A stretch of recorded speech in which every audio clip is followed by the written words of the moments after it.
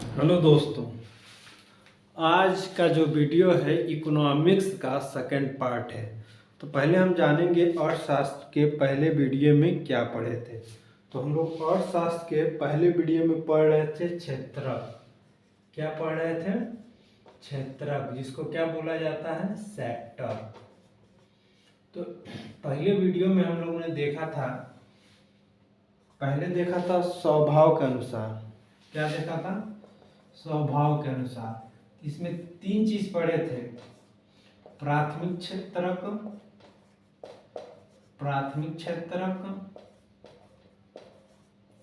उसके बाद पढ़े थे द्वितीयक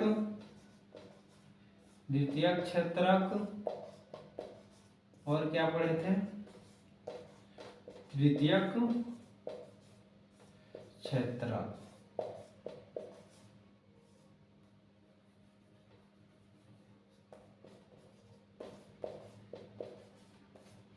इकोनॉमिक्स के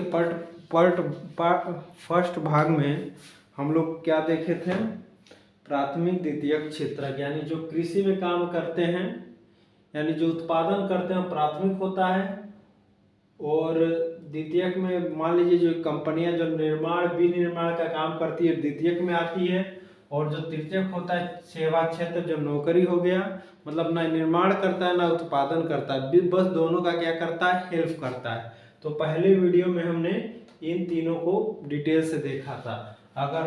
अगर इन तीनों में अगर देखा जाए कि जो हमारे जीडीपी में सबसे बड़ा हिस्सा किसका जाता है? सबसे ज्यादा जाता है तृतीयक क्षेत्रक का। आज हम लोग पढ़ेंगे शर्तों के अनुसार दूसरा टर्म था। और तीसरा आपका क्या था? तीसरा आपका था स्वामित्व के अनुसार। स्वामित्व के अनुसार जो सेक्टर होगा वो क्या होगा। तो सबसे पहले जान जाइए, शर्तों के अनुसार दो होता है। शर्तों के अनुसार दो होता है। एक होता है संगठित, एक क्या होता है? संगठित, और दूसरा होता है असंगठित। इसमें दूसरा होता है असंगठित। आप समझिएगा कि शर्तों के अनुसार क्षेत्र को दो भागों में बांटा गया है, संगठित और असंगठित। देखिए, संगठित का मतलब होता है आप जैसे कोई भी काम कर रहे हैं वो टाइम फिक्स हो। जैसे मान लीजिए आप कोई भी काम कर रहे हैं, उसका टाइम फिक्स हो, सैलरी फिक्स हो, सैलरी के अलावा आपका क्या हो? अवकाश फिक्स हो। और अवकाश के अलावा जो आपका होता है निश्चित हो।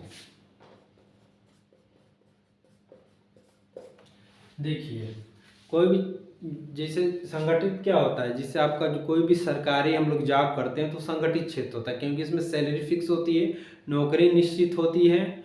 और इसके अलावा इसमें क्या होता है? अवकाश भी नियम के अनुसार मिलते हैं और नियम के अनुसार चलते हैं। जिसमें सब कुछ नियम कानून के अनुसार चले, वो कौन सा क्षेत्र होता है? संगठित।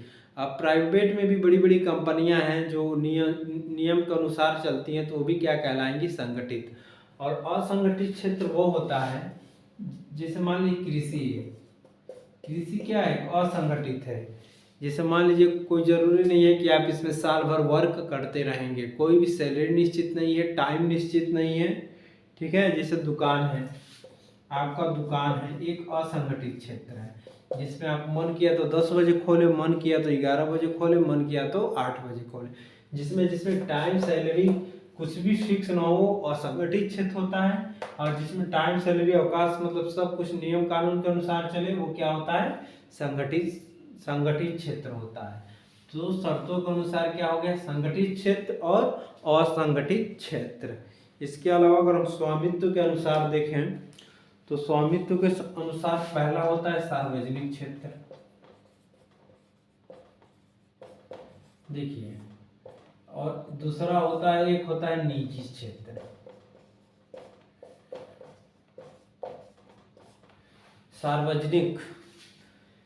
सार्वजनिक वो होता है जो मतलब इसको गवर्नमेंट द्वारा बोला जाता है, जो सरकारी क्षेत्र होते हैं वो सारे सार्वजनिक क्षेत्र में आते हैं। जैसे मान लीजिए कोई स्कूल का सरकारी अध्यापक है तो किस में आएगा, सार्वजनिक क्षेत्र में आएगा।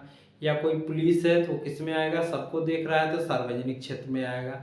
मतलब जितने भी गवर्नमेंट स्कीम हैं वो सारे किस में आते हैं, सार्वजनिक क्षेत्र में आते हैं। और निजी क्षेत्र, निजी क्षेत्र होता है इसमें सरकार नहीं मालिक होता, मतलब व्यक्ति ही एक मालिक होता है। जैसे मान लीजिए हम अपनी दुकान चला रहे हैं तो वो क्या आएगा, निजी क्षेत्र में आ जाएगा। और जैसे मान लीजिए हम किसी कंपनी प्राइवेट में काम कर रहे हैं तो वो भी क्या हो जाएगा, कि निजी क्षेत्र आएगा। मतलब जो प्राइवेट कंपनियां होती हैं वो किस में आती हैं, निजी क्षेत्र में आती हैं। जो सरकारी काम होता है, वर्क चाहे कहीं काम करें, वो किस में आती हैं, सार्वजनिक क्षेत्र में आती हैं। ठीक है। एक होता है, तीसरा होता है संयुक्त, संयुक्त यानी ये होता है संयुक्त सेक्टर। संयुक्त सेक्टर क्या होता है, इसमें जैसे मान लीजिए ये मान लीजिए आपका सरकारी है तो इसमें संयुक्त में क्या होता है, ये दोनों मिल के काम करते हैं।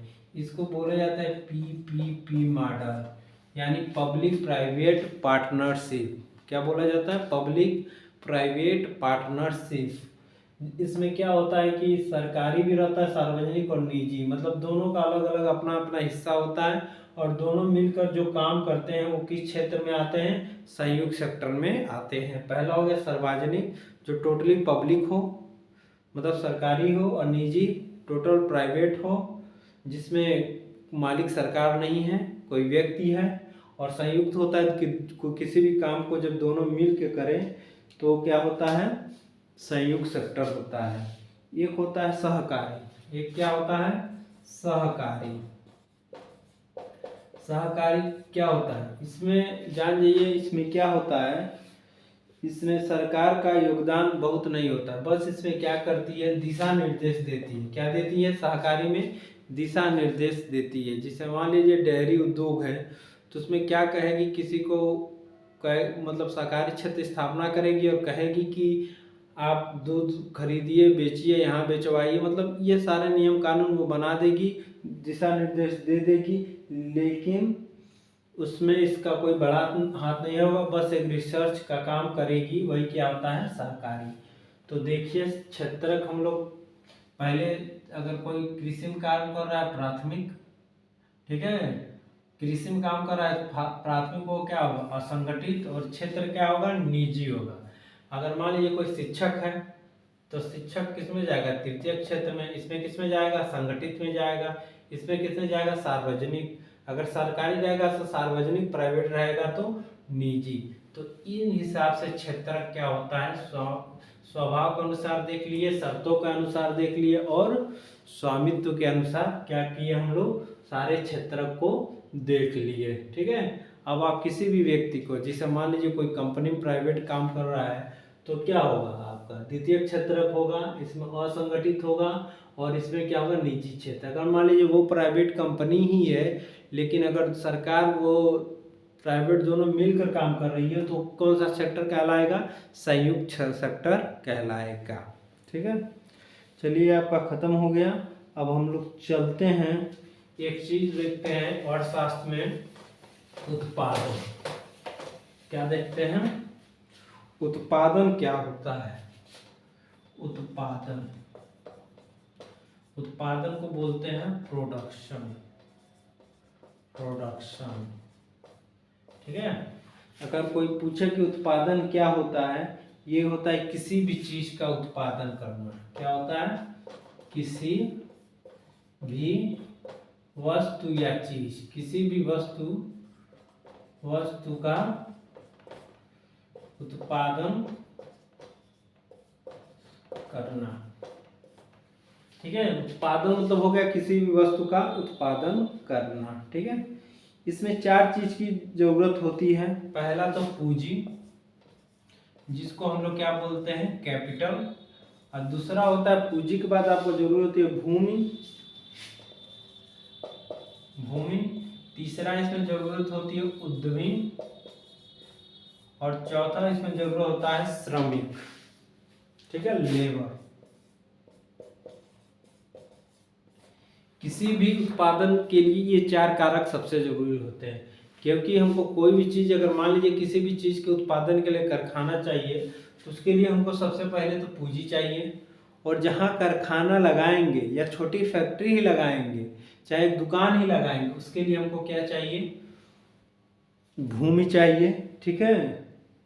और एक उद्यमी जो इसके बारे में, मतलब जो किसी भी कंपनी को मान लीजिए वो स्थापना कर रहा है, कोई तो इसका आइडिया लेकर आएगा, मतलब जो उसके बारे में दिशा निर्देश देगा, तो वो क्या कहलाता है? उद्यमी।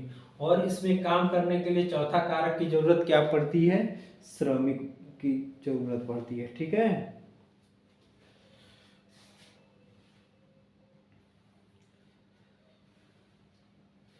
बात समझ में आ गया? किसी भी उत्पादन के लिए पूंजी, भूमि, उद्यमी और श्रमिक, 4 चीजों की क्या होती है? जरूरत होती है, ठीक है।